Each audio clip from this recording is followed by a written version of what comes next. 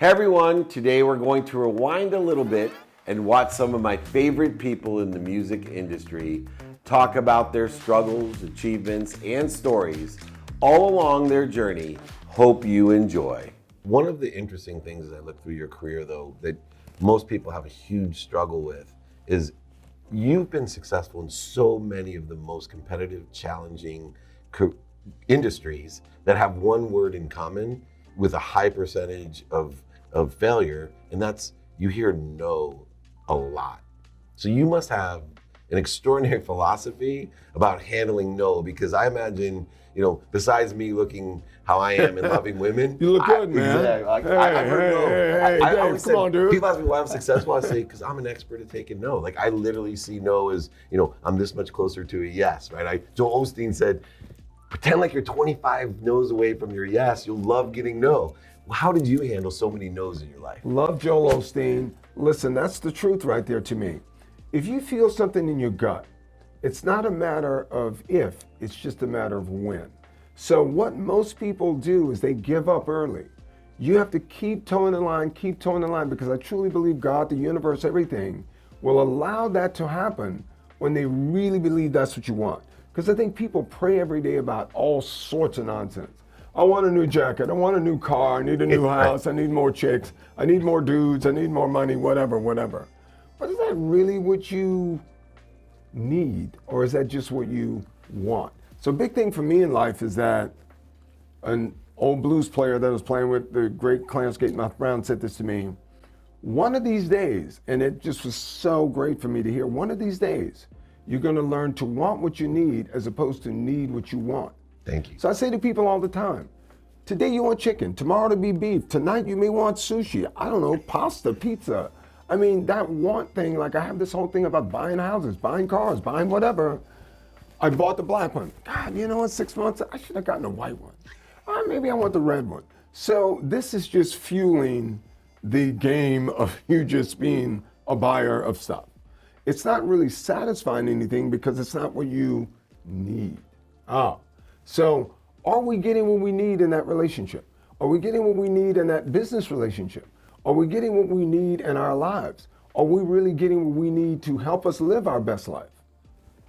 Or are we just wanting and wanting and wanting, putting a Band-Aid on what we need as opposed to getting what you need? And I see the people you surround yourself, pretty keen business people, different, very academic and experienced people. Where do you find your mentors? Because obviously on the business side, you've learned a lot. Yeah. But you have this knowledge now that I'm not going to risk everything. So, I think a good lesson for people, whether you're an entrepreneur, an athlete, or an entertainer, where do you find and be able to trust the right mentors as you become really successful so that you can leverage their experience?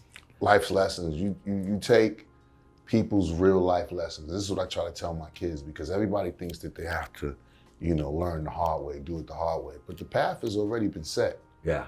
Connect the dots back. Yeah, I don't care what field you're in, what profession you're in. The path has been set. Somebody's did it, but there's nothing new under the sun. And so, and with that thought process, I know that I can look at other people's mistakes as well as mine, so we don't do those things again. We don't make those mistakes again. Like we talk about the gamble and thing. One of my good friends is Phil Ivey. Yeah. He's a gambler, baby. Yeah, and one day me and him, we were sitting in his car in Vegas and we were just talking. And he's got the Bentleys and the Jets. He's got it all, And we're sitting in his car one day and he told me a story about how many times he went broke. It scared the fucking life out of me. Because he said, I went broke 3-4 times in my life. Walt Disney. Lost it, came up, lost it. And so you hear these stories, you read about these guys, and you take what you can from it, and you try not to make these mistakes. My biggest mistake that I had to learn, and now I'm like the worst person with this, was I trust people. I give people the rope. to hang themselves. Yeah, I can see that right when I met you. You know, I don't have any reason to look at a person and think that they have malice or evil intent. Yeah. It's not the way I live my life, or the way I used to live my life.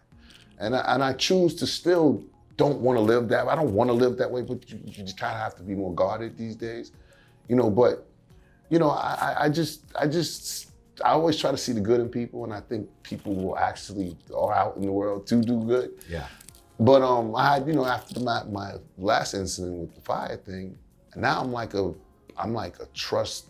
I don't want to trust anything. I'm like, hold on now. Because you're still the guy that this table's black. Let me get some proof on that. You know what I'm saying? Because you're still the guy that makes good news, right? Yeah. But whatever it is, success or failure, you're going to be the one that's like, oh yeah, Ja Rule did that. Yeah. There's a difference between confidence and arrogance, but you almost have got to have just a little bit of confidence to the point of you're arrogant to just let it roll off your back, because otherwise there's going to be haters. You know, it's always been that way. People want to tear down the people that are doing so good. I remember when Garth Brooks came along, I was producing, you know, George Strait and Vince and Winona and stuff, and his records kept knocking my songs out of the top 10. And so I hated him. And it wasn't because... And I realized the reason I hated him is I was jealous. It was nothing more than that, just jealousy. And so I think haters, sometimes it's really weird because social media is so in real time. I mean, you know, I was on a plane one time behind Leanne Rimes back when she first started having the rumors about dating the guy that she's married to now. I was behind her in first class on American Airlines, and she had a pile of trash mags, People, Us, Inquirer. I was going, I wondered if those artists read those things, and she was reading them, and I was going, oh my God. But you know, you're talking about influencers that are on Instagram and all that stuff. They're seeing it like in real time, just over and over. I think you have to believe in yourself. If there ever was a moment you have to believe in yourself, that's when you do it. And somebody asked me one time, said, what does it take to be a good A&R person at a record label? An A&R person stands for artist and repertoire. Basically, we're the people that sign the acts, find the songs for the artists, and make them stars. And somebody said, what does it take to be a good A&R person? I said, when you love something so much and nobody else in the building likes it, you just got to think that they're stupid and you're right.